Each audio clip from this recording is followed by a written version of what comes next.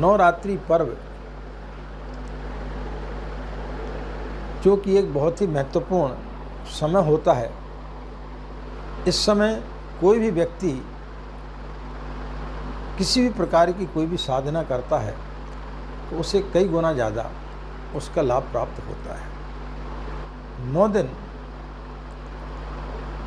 मौन साधना भी करते हैं तो फिर दुनिया की कोई भी ताकत आपके लिए सफलता की सीढ़ियों तक पहुंचाने में बाधक नहीं हो सकती।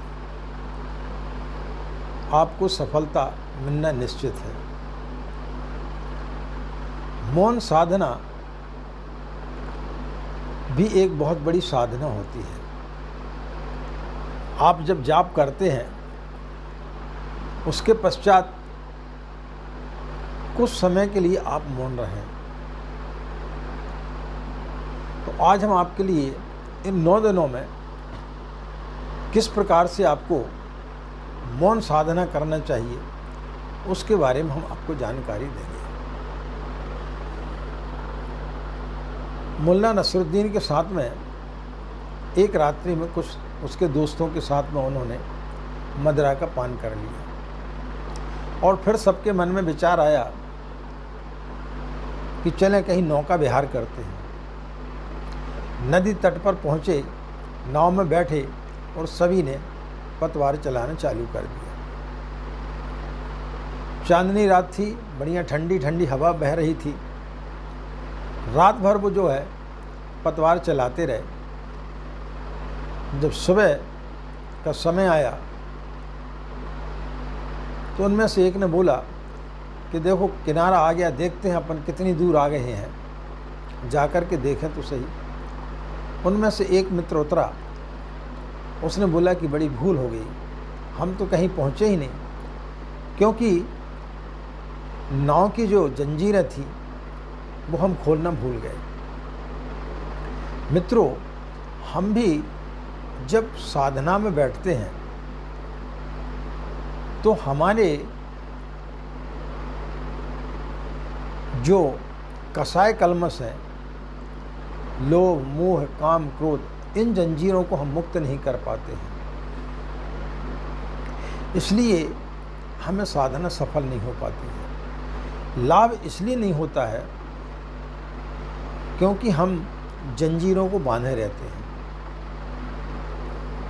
बुद्ध काफ़ी समय तक भटके, लेकिन एक दिन आकर के वो एक वृक्ष के पास बैठ गए जो बोधि वृक्ष कहलाया, और उस वृक्ष के पास बैठ कर के वो संकल्पित हुए कि आज मैं यहाँ से जब तक नहीं उठूँगा जब तक मुझे आत्मज्ञान प्राप्त नहीं हो जाता।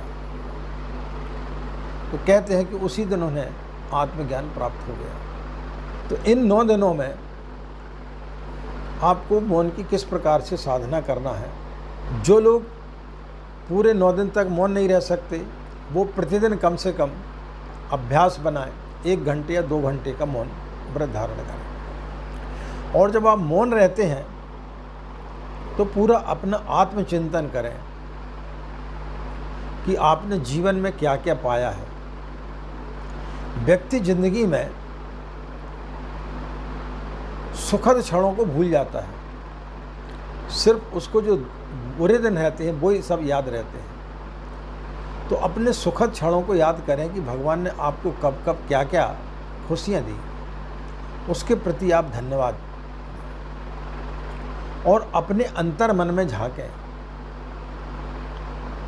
मौन ऐसे रहें, एकांत में रहें, सत साहित्य का अध्ययन करें।